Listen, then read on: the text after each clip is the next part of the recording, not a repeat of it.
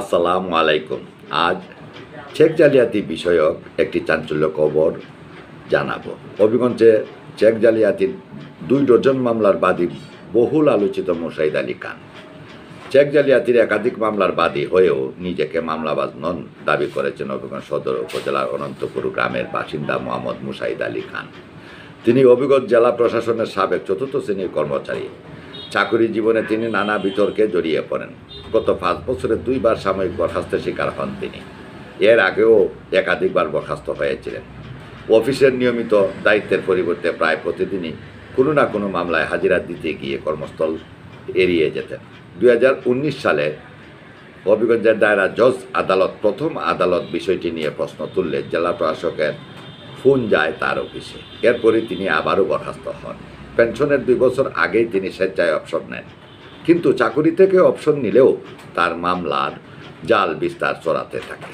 মুশাহিদ আলী খানের দায়ের করা মামলাগুলোর মধ্যে রয়েছে 1 নম্বরে দায়রা 302/2025 ইংরেজি, দায়রা 233/17 ইংরেজি, দায়রা 236/18, দায়রা 272/18, দায়রা 454/18, দায়রা 380/19, দায়রা 572/19, দায়রা 335/20, দায়রা 336/20, দায়রা 275/23, দায়রা 827/21, দায়রা 571/22, CR 307/23, CR 557/20, দায়রা 334/25 এই মামলাগুলো চলমান। অভিযোগ রয়েছে তিনি সুদের ব্যবসা করার সময় ঋণ গ্রহীতাদের কাছ থেকে স্বাক্ষরযুক্ত কালি চেক নিতেন। পরে সেই চেকে ইচ্ছামতো টাকা বসিয়ে প্রকৃত ঋণের 10 থেকে 20 গুণ বেশি দেখিয়ে চেক জালিয়াতি মামলা দায়ের করতেন। এতে ভুক্তভোগীরা নিঃস্ব হয়ে পড়েছেন।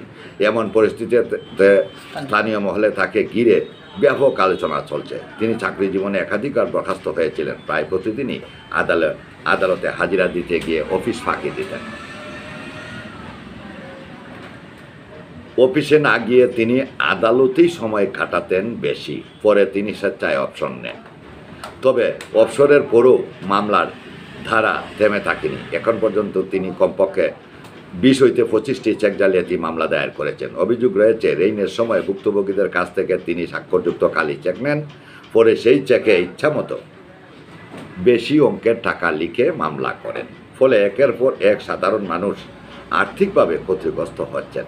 চেক জালিয়াতির ফাঁদে সাধারণ মানুষ ভুক্তভোগীরা বলছেন তিনি মামলার মাধ্যমে প্রতারণা করছেন।